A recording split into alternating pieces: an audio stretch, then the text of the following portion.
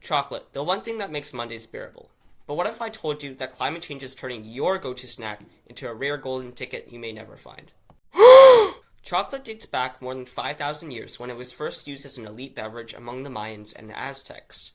It was considered a gift from the gods and could be used as a currency or for medical purposes. In 1519, Spanish conquistadors encountered chocolate and brought it back to Spain, where it gained popularity among the European elite.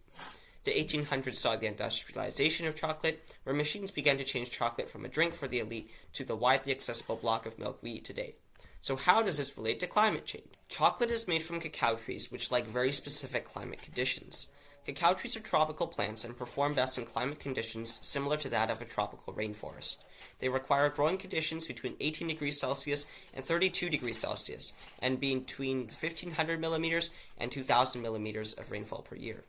A constant humidity around 80% with an equal balance between shade and sun helps as well, as direct, intense sunlight can damage the plant. When any of these ingredients is messed up, it can lead to small yields or lower quality cacao beans. Because cacao trees need these specific conditions in order to grow and to thrive, they are only located in specific areas of the world between 20 degrees north and 20 degrees south of the equator. Countries in West Africa, the Amazon basin, and Southeast Asia are ideal places as they can sustain these growing conditions year-round. So what's the problem? Recently, unreliable climate conditions have been causing cacao production to go down. Climate change is causing higher temperatures, which are unsuitable for high-quality cacao beans. Climate change is also bringing erratic precipitation, with the monsoon season becoming more extreme and erratic, with storms dumping more rain in shorter amounts of time, causing floods. Dry periods are becoming longer as well, preventing farmers from accurately planning their farming schedules. Because consistent rainfall and humidity are crucial for cacao trees, this can lead to increased amounts of pests and diseases, in turn leading to lower crop yield. Recently, pests and diseases have become more widespread. For instance, mealybugs. Mealybugs are highly invasive species that feed on and colonize the cacao trees. They often feed on leaves, branches, and pods, where they can transmit viruses like cacao swollen shoot virus or CSSV, causing widespread disease. Studies consistently show that hotter temperatures allow for mealybug populations to rise and promote larger and faster growing populations.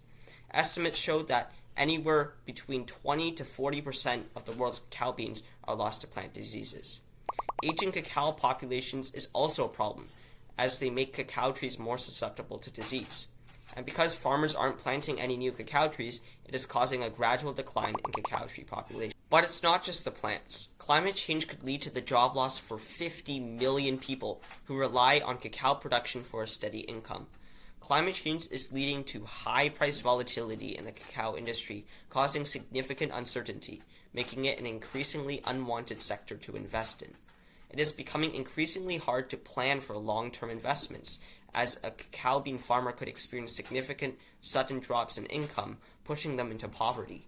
Farmers are having to adapt to changing conditions, meaning they may need to invest in new farming techniques, disease-resistant varieties, or new irrigation systems, which can also be quite costly for them, as they only earn about $5,000 US per year.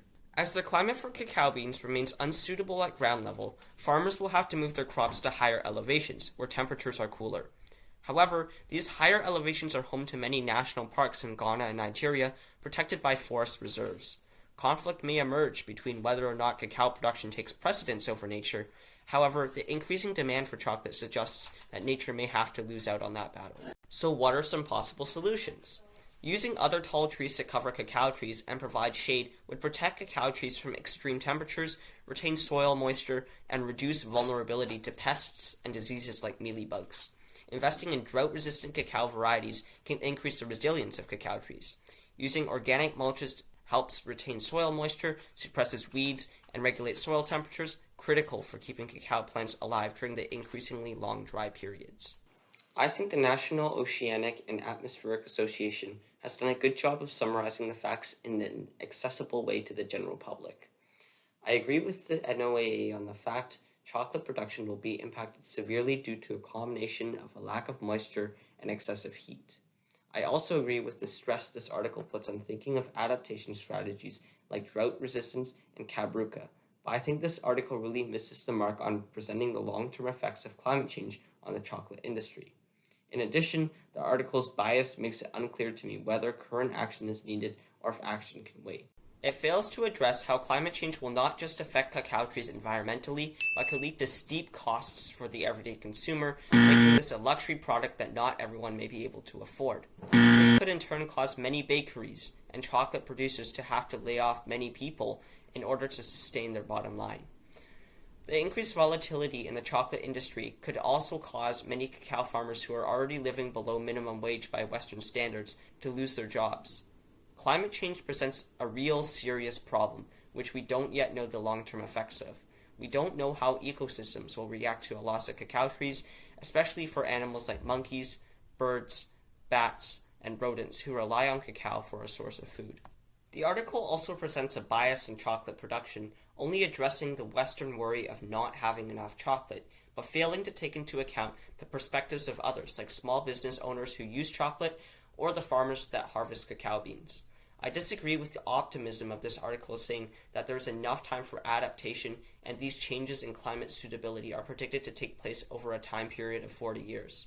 This lax view suggests that there is time to procrastinate on this matter and focus on more important world events.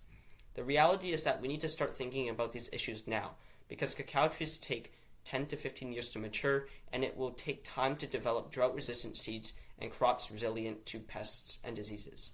Personally, I wish the article would talk more about innovative solutions to chocolate production, such as the growing lab-grown cacao market.